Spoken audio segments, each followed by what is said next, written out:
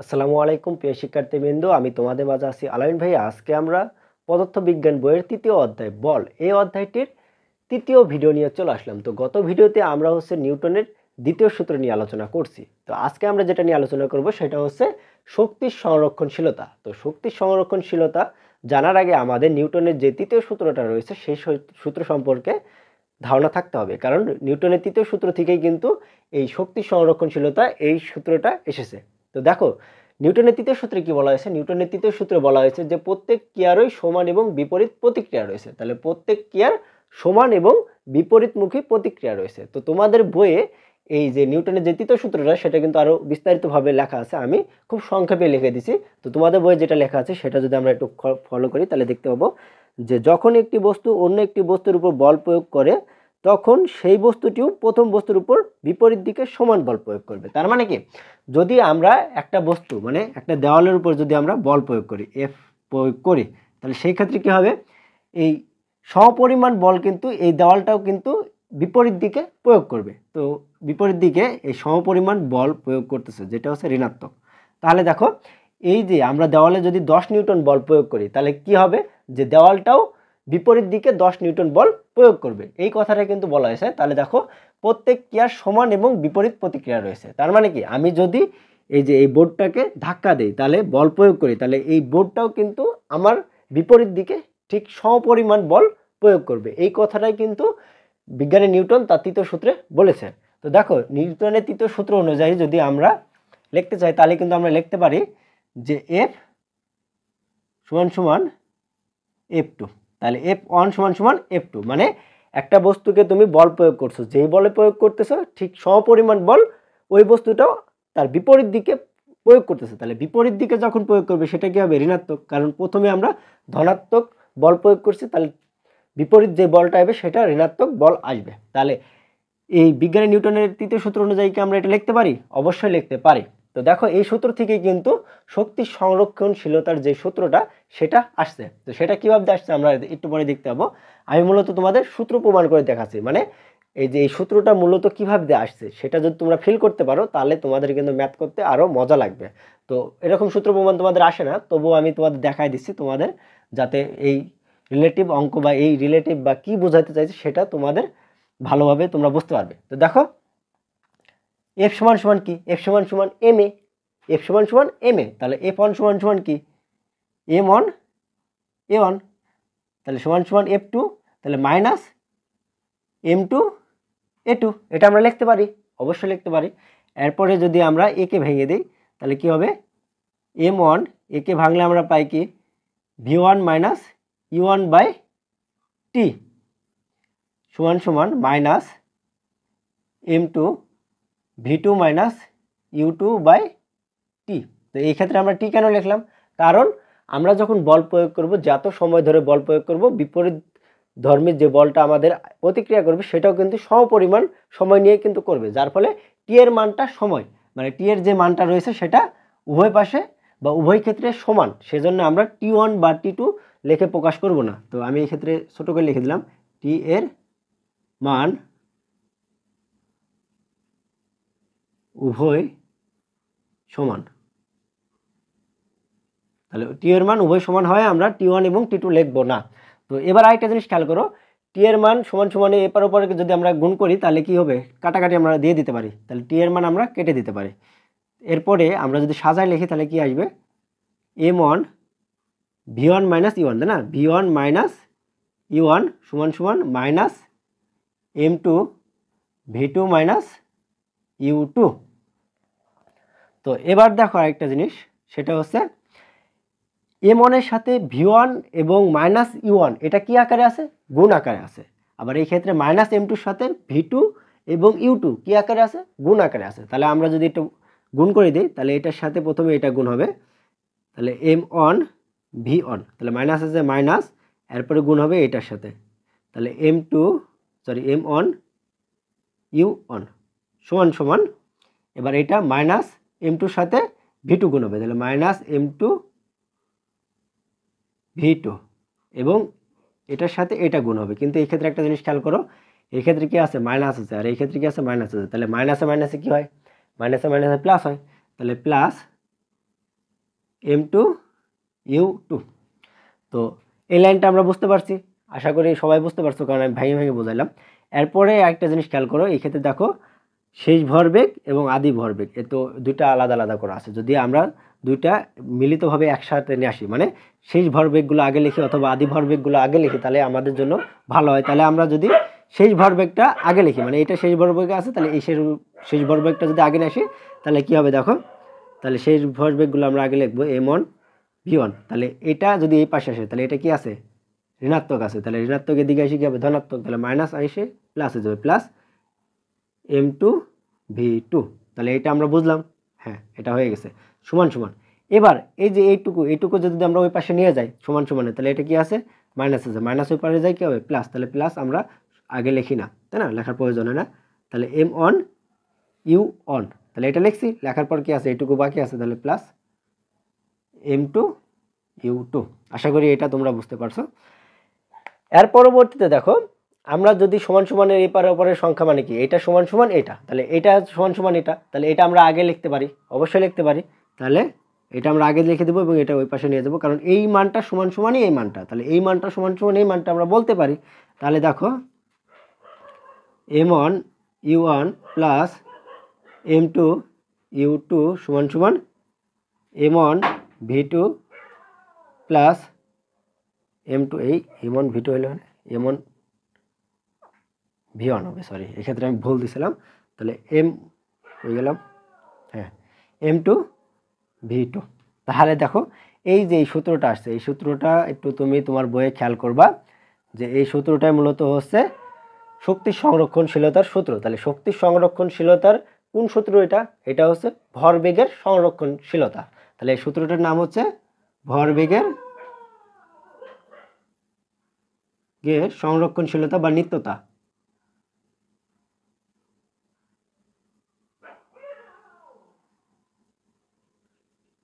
তাহলে ভরবেগের সংরক্ষণশীলতা বা ভরবেগের নিত্যতার সূত্র হচ্ছে এটা। তো দেখো এই সূত্র থেকে কিন্তু আমরা গতিশক্তির সংরক্ষণশীলতা বা গতিশক্তির নিত্যতা বা গতিশক্তির সংরক্ষণশীলতা যে সূত্রটা রয়েছে সেটা কিন্তু আমরা এই সূত্র থেকেই নির্ণয় করতে পারি। তো সেটা আমি পরে আলোচনা করব, তার আগে আমরা এই সূত্র সম্পর্কে বিস্তারিত আলোচনা করব একটু দেখো। তো এবার আমরা একটা জিনিস খেয়াল করব, সেটা হচ্ছে শক্তি সংরক্ষণশীলতার যে সূত্রটা রয়েছে সেটা অনুযায়ী দেখো, আমরা যদি দুটা ভিন্ন ভিন্ন ভরের বস্তু নিই, তাহলে m1 m2, তাহলে ভিন্ন ভিন্ন ভরের বস্তু ভিন্ন ভিন্ন বেগে চলতেছে, তাহলে u1 u2। তাহলে এই বস্তু দুটো দেখো, যদি এই বস্তুটার বেগ বেশি হয় এবং এই বস্তুটার কম হয়, তাহলে কি হবে, একটা সময় পর এই দুইটা বস্তু কিন্তু সংঘর্ষ হবে। তো সংঘর্ষ যদি হলো, দুইটা বস্তু সংঘর্ষ হলো m1 m2, তো সংঘর্ষ হওয়ার পরে দুইটা বস্তুর ভিন্ন ভিন্ন বেগে পরিণত হবে। তাহলে দেখো এটা m1, কিন্তু ভিন্ন ভিন্ন বেগে পরিণত হলেও তাদের যেই ভরটা রয়েছে, আদি যে ভরটা, সেই ভরের কোনো পরিবর্তন হবে, ভরের পরিবর্তন হবে না। ধরো এই যে এটা একটা যদি ট্রাক হয়, ট্রাক, এবং এটা যদি একটা বাইসাইকেল হয়, তো বাইসাইকেলের সাথে যখন ট্রাক সংঘর্ষ হবে, তারপরে কি ট্রাকের কি ভরের পরিবর্তন হবে, ভরের পরিবর্তন হবে না, তাই না। তাহলে m1 ভরের বস্তুটা m1ই থাকবে, কিন্তু তার বেগের পরিবর্তন হয়ে যাবে v1, এবং m2 ভরের বস্তুটা m2ই থাকবে, কিন্তু তার বেগের পরিবর্তন হবে v2। তাহলে দেখো এরকম যদি হয়, তাহলে আমরা বলতে পারি যে উক্ত বস্তুটির আদি ভরবেগ কোনটা, এই দুইটা, তাহলে দুইটা বস্তুর আদি ভরবেগ এবং দুইটা বস্তুর শেষ যে ভরবেগটা রয়েছে সেটা সমান। কখন সমান হবে, যদি শক্তিটার মানে শক্তির সংরক্ষণশীলতার নিত্যতা অনুযায়ী যদি মেনে চলে, তাহলে কিন্তু আমরা বলতে পারবো দুইটা বস্তুর আদি ভরবেগ এবং শেষ ভরবেগ সমান। তাহলে দেখো এই ক্ষেত্রে আদি ভরবেগ কোনটা, m1 u1 plus m2 u2, এটা হচ্ছে আদি ভরবেগ, তাহলে আদি ভরবেগ এটা, এবং শেষ ভরবেগ কোনটা, এই যে এটা m1 v1 plus m2 v2, এটা হচ্ছে শেষ ভরবেগ, তাই না। তাহলে আদি ভরবেগ সমান সমান শেষ ভরবেগ কখন, যখন শক্তির সংরক্ষণশীলতা মেনে চলবে। তো দেখো এই ক্ষেত্রে একটা জিনিস খেয়াল করবা, সেটা হচ্ছে যদি তোমাকে উক্ত বস্তুর ভর দিয়ে রাখে, তো এটা মনে করো 50 কেজি এবং এটা 30 কেজি, এবং এটা 20 ms ইনভার্স অন বেগে চলতেছিল, এবং এটা মনে করো 15 ms ইনভার্স অন বেগে চলতেছিল। তাহলে দেখো এই ক্লুগুলো দেওয়ার পরে যদি তোমাকে বলে দেয় যে শক্তির সংরক্ষণশীলতা মেনে চলবে কি, তাহলে তুমি কিভাবে নির্ণয় করবে? তুমি কিন্তু এই সূত্র অ্যাপ্লাই করে কিন্তু নির্ণয় করতে পারবে। কিন্তু এই সূত্র অ্যাপ্লাই করার ক্ষেত্রে তুমি দেখো এই ক্ষেত্রে M1 U1 M2 U2 এটা হচ্ছে ভর, হ্যাঁ, কেজি। তো M2U2 তুমি পাইতেছো, তাহলে এইটুকু আদি ভরবেগ যেটা সেটা কিন্তু সম্পূর্ণ তুমি পাইতেছো। কিন্তু শেষ ভরবেগের ক্ষেত্রে তুমি কিন্তু এই যে শেষ ভরবেগ কি দেখো M1V1 প্লাস M2V2, তাই না? এটা হচ্ছে শেষ ভরবেগ। আর আদি ভরবেগ কোনটা?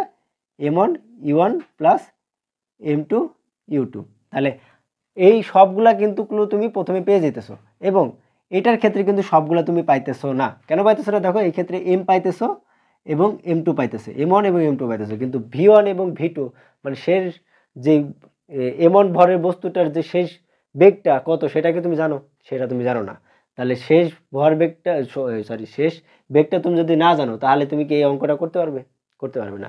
সেই ক্ষেত্রে দেখো আমাদের যদি এই যে এই বস্তুটার শেষ বেগ এবং এই বস্তুটার শেষ বেগ নির্ণয় করতে হয়, সেই ক্ষেত্রে আমরা কিভাবে নির্ণয় করব তারও কিন্তু একটা সূত্র রয়েছে। তো সেটা কিভাবে দিয়ে নির্ণয় করে দেখো, সূত্রটা হচ্ছে যদি V1 এর ক্ষেত্রে আমরা ধরি, তাহলে V1 সমান সমান M1 minus M2 minus M2 U1 plus 2 M2 U2 by M1 U1। দেখো এই সূত্রের মাধ্যমে কিন্তু তুমি V1 বস্তুটা মানে M1 ভরের বস্তুটার V1 মানে বেগটা শেষ বেগটা কত হবে সেটা কিন্তু তুমি নির্ণয় করতে পারবে। এবং ঠিক একইভাবে আমরা যদি M2 ভরের বস্তুটার বেগ শেষ বেগটা নির্ণয় করতে চাই, সেক্ষেত্রে কিন্তু এই একই সূত্রটা হবে, খালি একটু অন্যরকম। V2 সমান সমান এই ক্ষেত্রে M1টা আগে আসছে, তাহলে এই ক্ষেত্রে M2টা হয়ে যাবে আগে। M1 U1 আগে আসছে, তাহলে U2 প্লাস 2 M2 আছে, তাহলে M1 U1 by M1 plus M2। তাহলে দেখো এই দুইটা সূত্রের মাধ্যমে কিন্তু আমরা V1 ভরের বস্তু মানে V1 এবং V2 নির্ণয় করতে পারবো। তো যার ফলে আমরা সেই ক্ষেত্রে কিন্তু M1 ভরের যেই শেষ বেগটা রয়েছে এবং M2 ভরের যে শেষ বেগটা রয়েছে সেটা কিন্তু আমরা আলাদাভাবে বের করব, এবং তারপরে এই সূত্রটা অ্যাপ্লাই করে আমরা বলতে পারবো যে আদি ভরবেগ সমান সমান শেষ ভরবেগ।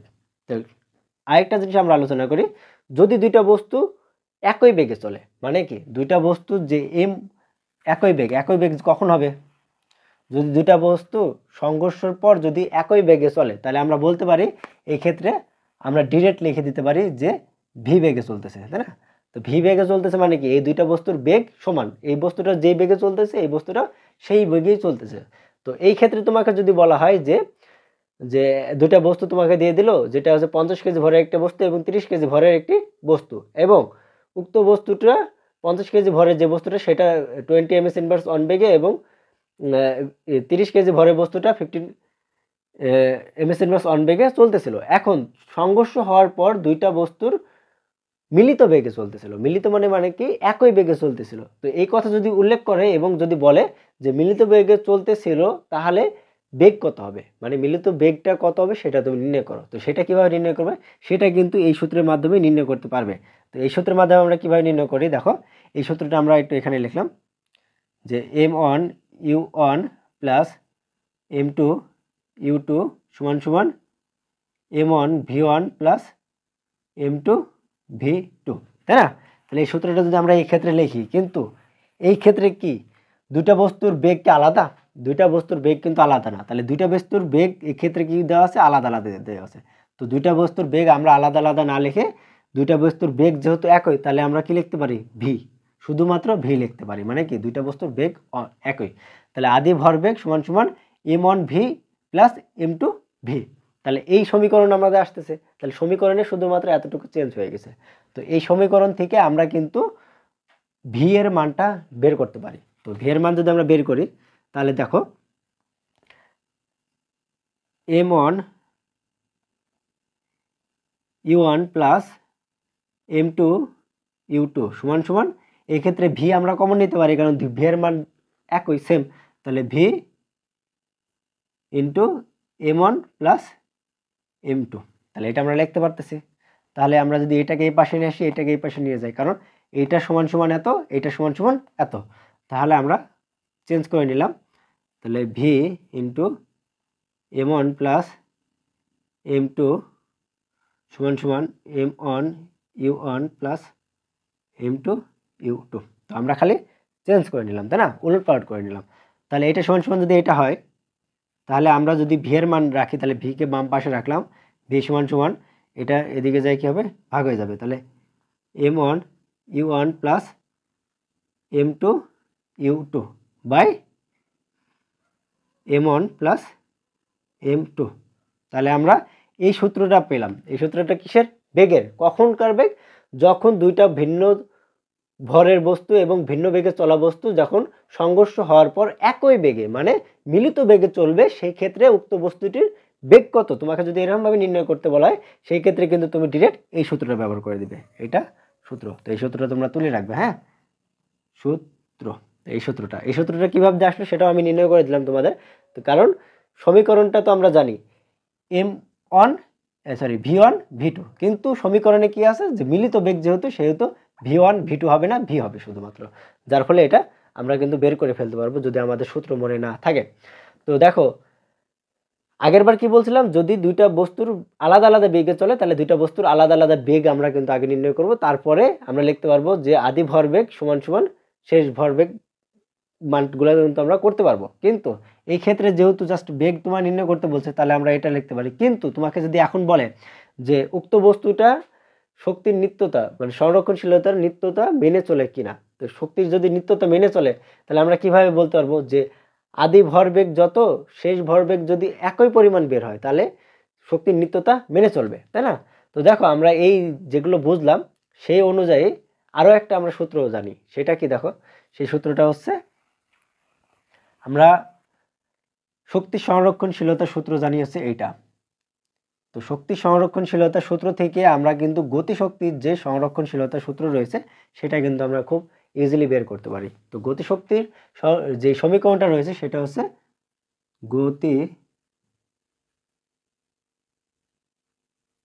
গতিশক্তি তোমাদের বইয়ে টি আকারে প্রকাশ করা হয়েছে। তো আমরা ইকে না লিখলে টি লিখবো। টি সমান সমান হাফ এম ইউ স্কোয়ার দিয়ে আছে। হ্যাঁ, তো হাফ এম ভি স্কোয়ার আমরা জানি, তো আমরা ভি স্কোয়ারই লিখবো, তোমাদের বই ইউ স্কোয়ার আছে।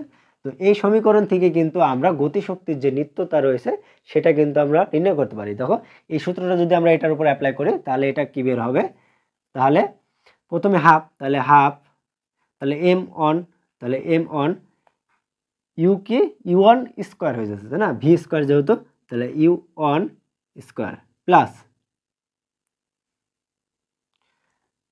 হাফ m2 u2 স্কোয়ার সমান সমান কত, half m1 v1 square plus half m2 v2 square. তো দেখো শুধুমাত্র আমরা এইটুকু অ্যাপ্লাই করে দিলে কিন্তু আমরা গতিশক্তির যে সংরক্ষণশীলতার যে নিত্যতার সূত্রটা রয়েছে সেটা কিন্তু আমরা ইজিলি বের করে ফেলতে পারি, তাই না? তাহলে আমাদের একটা সূত্র মুখস্থ করলে সব সূত্র আমাদের হয়ে যেতেছে, এত কষ্ট করে আমাদের বেশি সূত্র মুখস্থ করতে হইতেছে না। তো এটা কি গতিশক্তির সূত্র, এটা গতিশক্তির সূত্র। তো এটা সূত্র। হ্যাঁ, তো এই সূত্রের মাধ্যমে আমরা কিন্তু গতিশক্তির যে নিত্যতার যে ম্যাথগুলো রয়েছে সেগুলো কিন্তু সলভ করতে পারি।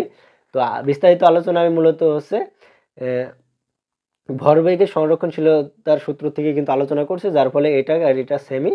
তো এবার আমরা যদি ম্যাথ করি, কিছু যদি এই রিলেটিভ ম্যাথ করি, তাহলে কিন্তু তোমাদের জন্য আরো ইজি হবে, আরো বুঝতে সুবিধা হবে। তো আজকে মূলত বেসিক ক্লাস, কারণ বেসিক ক্লাসে সেজন্য আমি হচ্ছে সূত্র সম্পর্কে বা কোনটা কি বা কিরকম কি সেই সম্পর্কে কিন্তু আলোচনা করতেছে, যার ফলে তোমাদের অতটা সাজানো গোজানো ক্লাস পাবে না। তোমরা জাস্ট আজকের ক্লাসটা অনুযায়ী কিছু বুঝবা, মানে এই সূত্র দ্বারা কি কি বোঝানো হয়েছে, কি কি কাজ করা যায় সেগুলো আমরা জাস্ট বুঝবো। এর পরবর্তীতে যখন আমি সিকিউ সলভিং ক্লাস দেবো, যার মাধ্যমে কিন্তু এই সূত্রগুলোর দ্বারা যত অঙ্ক আছে সবগুলো সলভ করে দেবো, তাহলে তোমরা আরো ভালোভাবে বুঝতে পারবে। তো দেখো আমরা এবার কিছু ম্যাথ দেখব।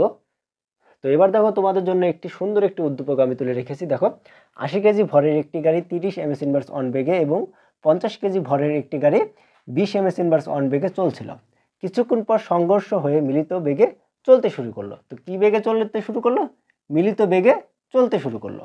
তাহলে এখন তোমাকে প্রথমে বলা হয়েছে যে মিলিত বেগ নির্ণয় করো। তাহলে মিলিত বেগটা কত সেটা তোমাকে নির্ণয় করতে বলা হয়েছে। তো দেখো, উদ্দীপক দেখে যদি আমরা চিত্রটা কল্পনা করতে পারি তাহলে আমাদের জন্য অনেক সুবিধা হয়। যদি আমরা চিত্র আকারে এটা দেখতে চাই তাহলে কিন্তু আমরা দেখতে পাবো দুইটা গাড়ি, একটার ভর কত 80 এবং আরেকটার ভর 50 কেজি, 50 কেজি, এবং 80 কেজি ভরের গাড়িটা 30 এমএস ইনভার্স অন বেগে চলছিল, এমএস ইনভার্স অন, আর এটা হচ্ছে 20 এমএস ইনভার্স অন বেগে চলতেছিল। এখন দুটার মাঝে সংঘর্ষ হয়, তাহলে সংঘর্ষ হলো, তাহলে সংঘর্ষ এম অন এম টু, সংঘর্ষ হওয়ার পর একটা বেগে পরিণত হয়েছে, তাই না? তাহলে সেই বেগটা কত? মিলিত বেগ। মিলিত বেগ মানে কি? ভি। তাহলে এম অন এম টু, তাহলে মিলিত বেগ ভি। তাহলে এই চিত্র দ্বারা আমরা কি লক্ষ্য করতেছি? যে মিলিত বেগ ভি সেটা নির্ণয় করো। তো ভি এর যে সূত্রটা রয়েছে মিলিত বেগের সেটা তো আমরা জানি খুব ইজিলি, তাই না? তাহলে আমরা এখানে লিখতে পারি 1 নম্বরের জন্য আমরা জানি আমি সংক্ষেপে লিখলাম, আমরা জানি ভি সমান সমান M one U one plus M two U two by M one plus M two, তাই না? তাহলে এই ক্ষেত্রে আমরা গুলো যেগুলো দেওয়া রয়েছে সেগুলো আমরা তুলে নেব। এখানে তোমরা হচ্ছে খাতার ডান পাশে লিখবা এম ওয়ান কত? এম ওয়ান হচ্ছে 80 কেজি এবং এম টু হচ্ছে 50 কেজি। ইউ ওয়ান সমান সমান 30 এমএস ইনভার্স অন এবং ইউ টুটা হচ্ছে 20 এমএস ইনভার্স অন। তোমাকে বেগ নির্ণয় করতে বলা হয়েছে, বেগ ভি। মিলিত বেগ কত হবে সেটা নির্ণয় করতে বলা হয়েছে। তাহলে আমরা যদি মানগুলো বসাই দিই তাহলে 80 into 30 plus 50 into 20 by M ওয়ানের মান হচ্ছে 80 প্লাস 50। তাহলে ক্যালকুলেশন করলে আমরা খুব ইজিলি বের করতে পারবো।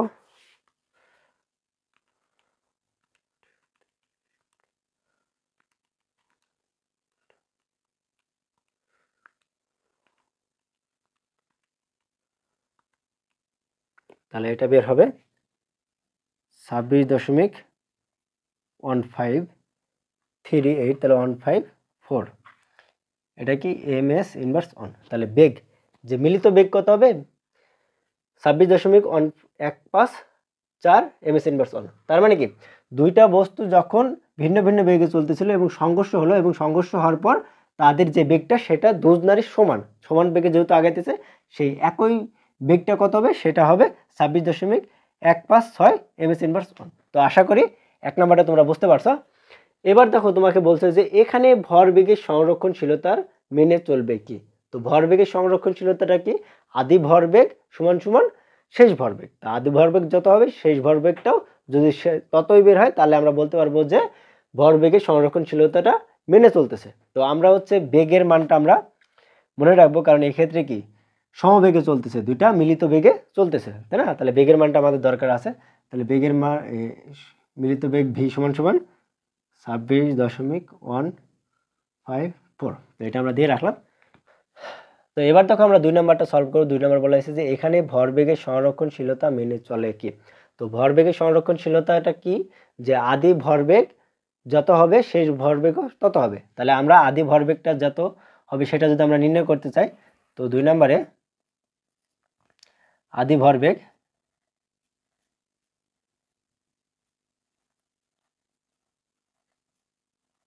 ভরবেগ কত?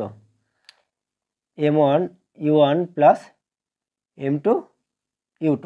তো আমরা সূত্রটা কি জানতাম? যে m1 u1 plus m2 u2, তাই না? সমান সমান m1 v1 plus m2 v2। এটা কি গতি শক্তির এটা হচ্ছে শক্তি সংরক্ষণশীলতার সূত্রটা।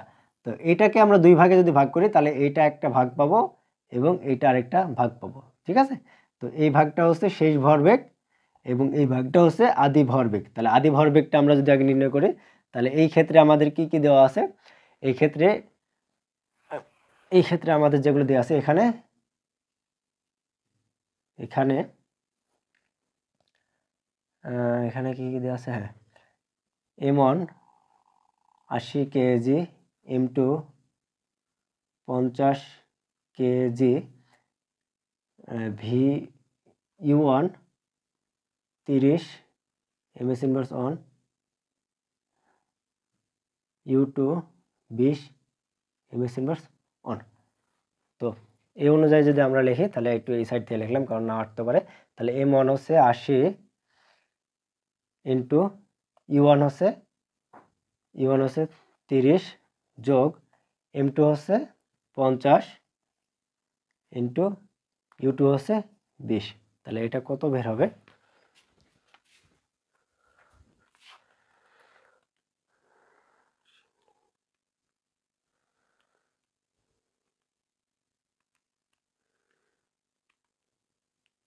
এটা বের হবে 3400, 3400। এটা কি বলেছে? এটা হচ্ছে আদি ভরবেগ। তাহলে আদি ভরবেগটা আমরা এত পেয়েছি। তো ভরবেগের একক হচ্ছে কি জানি আমরা? KG ms inverse on. তো আদি ভরবেগটা আমরা বের করছি। এবার দেখব শেষ ভরবেগটা কত হয়। শেষ ভরবেগটা কি ছিল জানা? যে শেষ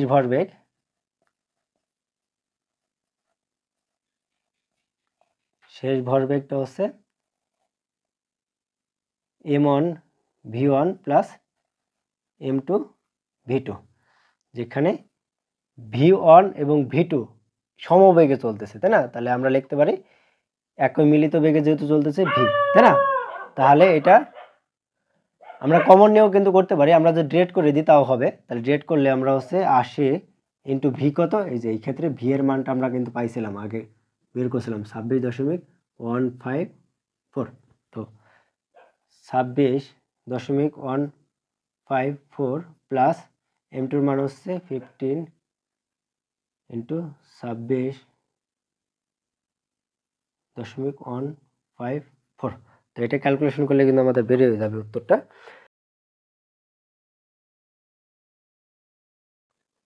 3399.5, যেটাকে আমরা বলতে পারি, দেখো 3399.5। তো এটাকে আমরা কিন্তু এটা লিখতে পারি 3400।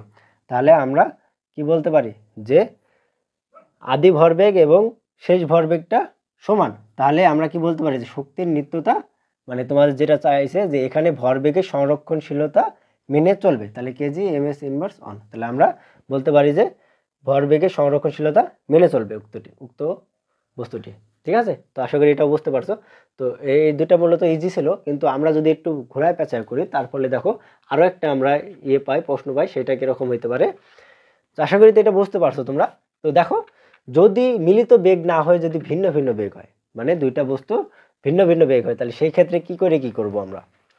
যদি ভিন্ন ভিন্ন বেগ হয়, তাহলে দেখো মিলিত বেগে চলতে শুরু করলো ভিন্ন বেগে। তাহলে আমরা যদি লিখি ভিন্ন বেগে ভিন্ন, তো এটা মনে করো আরো একটা অন্য প্রশ্ন। ভিন্ন বেগে চলতে শুরু করে, তাহলে তোমাকে প্রথমে বলা হলো যে বস্তু দুটির বেগ নির্ণয় করো। তাহলে গাড়ি দুটির শেষ বেগ নির্ণয় করো। তাহলে গাড়ি দুইটির শেষ বেগ নির্ণয় করো। তাহলে গাড়ি দুটি যদি শেষ বেগ নির্ণয় করতে বলা হয়, তাহলে আমরা কি বলতে পারি? যে দুইটা বস্তু ভিন্ন ভিন্ন বেগে চলতেছিল, সংঘর্ষ হওয়ার পর তাদের যে বেগটা, সেটা কিন্তু আর মিলিত বেগ নেই, সেটা কি রয়েছে? ভিন্ন ভিন্ন বেগ রয়েছে। তাহলে V1 এবং V2 বেগে। এখন তুমি যদি V1 বের করতে চাও, মানে M1 ভরের বস্তুটার যদি বেগ বের করতে চাও, তাহলে আমাদের বেগের একটা তো সূত্র আছে, সেটা তো আমরা জানি। তো সেই সূত্র অ্যাপ্লাই করে কিন্তু আমরা এটা বের করতে পারি। তাহলে দেখো, এক নাম্বার যদি আমরা করি, আমরা জানি V1 সমান সমান কি? M1 minus M2 U1 plus 2 M2 U2 by M1 plus M2। তো এই সূত্র অ্যাপ্লাই করে কিন্তু আমরা বস্তুটার বেগ নির্ণয় করতে পারবো। তাহলে এই বস্তুর ক্ষেত্রে এটা আমরা হচ্ছে প্রথম গাড়িটির ক্ষেত্রে যদি আমরা বেগ শেষ বেগ নির্ণয় করতে চাই, তাহলে সেই ক্ষেত্রে এটা হবে। তাহলে এই ক্ষেত্রে কি কি ক্লু দেওয়া আছে আমরা যদি দেখি, তাহলে M1 কত, এম1 হচ্ছে 80 কেজি এবং এম টু কত 50 কেজি, ইউ1 30 এমএস ইনভার্স অন এবং ইউ2 20 এমএস ইনভার্স অন। তাহলে এইগুলো অ্যাপ্লাই করে তো আমরা এটা বের করতে পারতেছি। তাহলে আমরা এম1 এর ভর কত, এম1 80 মাইনাস 50, ইউ1 হচ্ছে 30 প্লাস 2, এম2 এর মান হচ্ছে 50 ইন্টু 20 বাই 80 প্লাস 50। তাহলে এই ক্যালকুলেশন করলে কিন্তু আমরা, তো এটা বের হইতেছে 22.30 এমএস ইনভার্স অন। তাহলে প্রথম গাড়িটির বেগ আমরা পাইতেছি, শেষ বেগ পাইতেছি 22.30 এমএস ইনভার্স অন। এবার যদি দ্বিতীয় গাড়িটির বেগ নির্ণয় করতে চাই তাহলে সেই ক্ষেত্রে হবে, এবার ভি2, তো ভি2 সূত্রটা হচ্ছে M2 minus M1 U2 plus 2 M1 V1 by M1 plus M2. তাহলে এই ক্ষেত্রে আমরা মানগুলো বসায় দেব। এম2 মান হচ্ছে 50 মাইনাস 80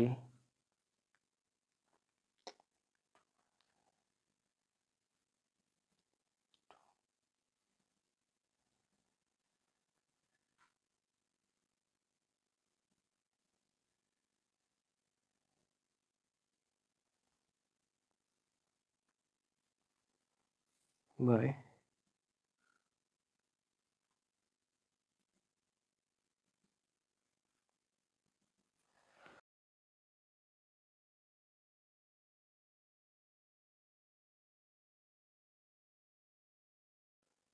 তাহলে দেখো এটা বের হইতেছে 32.30 এমএস ইনভার্স অন। তাহলে আমরা বলতে পারি যে 80 কেজি ভরের একটি গাড়ি 30 এমএস ইনভার্স অন বেগে এবং 50 কেজি ভরের গাড়ি 20 এমএস ইনভার্স অন বেগে চলছিল। কিছুক্ষণ পর সংঘর্ষ হয়ে ভিন্ন বেগে চলতে শুরু করলো, তাই না? তাহলে ভিন্ন ভিন্ন যে বেগটা হবে সেই বেগটা তোমাকে নির্ণয় করতে বলা আছে, যে গাড়ি দুইটির শেষ বেগ নির্ণয় করো। তাহলে প্রথম গাড়িটির শেষ বেগ কত, 22.30 এমএস ইনভার্স অন এবং দ্বিতীয় গাড়িটির শেষ বেগ কত, 32.30 এমএস ইনভার্স অন। তাহলে দুইটা গাড়ির আলাদা আলাদা বেগ কত হবে সেটা কিন্তু আমরা এই ভাব দিয়ে নির্ণয় করতে পারি। তো এখন যদি তোমায় বলা হয় যে ভরবেগের সংরক্ষণশীলতা মেনে চলবে কিনা, যে উক্ত গাড়ি দুটি ভরবেগের সংরক্ষণশীলতা মেনে চলবে কিনা তুমি কিভাবে নির্ণয় করবে, তো সেই ক্ষেত্রে কিন্তু ভিন্ন ভিন্ন যেহেতু বেগ, তাহলে ভিন্ন ভিন্ন বেগে চলার কারণে আমাদের কিন্তু এই যে দুইটা বস্তুর বেগের মানটা কিন্তু আমার জানা লাগবে, শেষ বেগের যে মানটা সেটা আমাদের জানা লাগবে। তো এটা অটোমেটিক আমাদের করতে হইতো, কিন্তু আমরা এটা যেহেতু করে ফেলছি তাহলে আমরা বেগের মান দুইটা যদি আমরা লিখে রাখি এই ক্ষেত্রে, যে ভি1 কত, ভি1 হচ্ছে 22.30 এবং ভি2 হচ্ছে 32.30 এমএস ইনভার্স অন। হ্যাঁ, তাহলে এখন আমাকে যদি প্রশ্নে বলা হয় যে 2 নম্বর ভরবেগের নিত্যতা বা তো মেনে চলে কি, তোমাকে বলা হলো যে ভরবেগের নিত্যতা মেনে চলে কি অথবা ভরবেগের সংরক্ষণশীলতা মেনে চলবে কি, তুমি প্রমাণ করো বা দেখাও। তাহলে সেই ক্ষেত্রে আমাদের যেগুলো জানা লাগবে, তো আমরা সূত্রটা কি জানতাম, সূত্র তো অনেক বড়, কিন্তু আমরা কি জানি যে আদি ভরবেগ সমান সমান শেষ ভরবেগ। তাহলে আদি ভরবেগ, তাহলে আদি বেগ, আদি ভরবেগটা কি, আদি ভরবেগ হচ্ছে m1 u1 plus m2 u2, তাই না? এটা হচ্ছে আদি ভরবেগ। তাহলে আদি ভরবেগের ক্ষেত্রে আমরা যেগুলো ডাটা দিয়ে আছে সেগুলো যদি আমরা তুলে নিই, তাহলে m1 কত, m1 হচ্ছে 80 কেজি হবে, আর m2 হবে 50 কেজি এবং u1 হবে 30 এমএস ইনভার্স অন এবং u2 হবে 20 এমএস ইনভার্স অন, তাই না? এখানে এখানে যাই হোক, এবার আমরা মানগুলো যদি বসায় দিই তাহলে 80 ইন্টু 30 প্লাস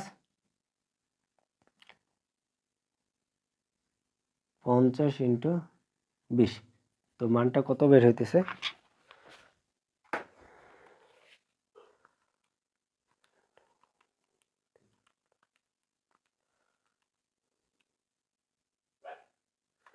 চৌত্রিশশো 3400। তো এটা হচ্ছে আদি ভরবেগ। তাহলে ভরবেগের একক কি? KG MS inverse on. তাহলে এটা হচ্ছে আদি ভরবেগ। এবার যদি আমরা দেখি শেষ ভরবেগ, তাহলে শেষ ভরবেগ কত হবে? শেষ ভরবেগ হচ্ছে m1 v1 plus m2 v2। তাহলে এই ক্ষেত্রে আমরা আলাদা আলাদা বেগের ক্ষেত্রে v1 এবং v2-র মান তো আমরা আগে থাকতে বের করেছি আগের অঙ্কটায়। তো সেই মানগুলো আমি এই সাইডে লিখে দিলাম যে v1 সমান সমান কত ছিল? 22.30 এমএস ইনভার্স অন, এবং v2-র মান হচ্ছে 32.30 এমএস ইনভার্স অন। তাহলে আমরা যদি মানগুলো বসায় দিই তাহলে m1 80 ইন্টু v1-এর মান কত? v1-এর মান হচ্ছে 22.30 প্লাস m2-র মান হচ্ছে 50 ইন্টু 32.30।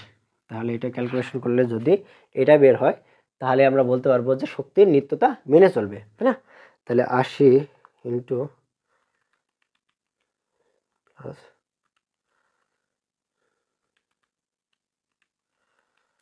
তাহলে দেখো এটা বের হয় 3399, যা মূলত এটার কাছাকাছি, তাই না?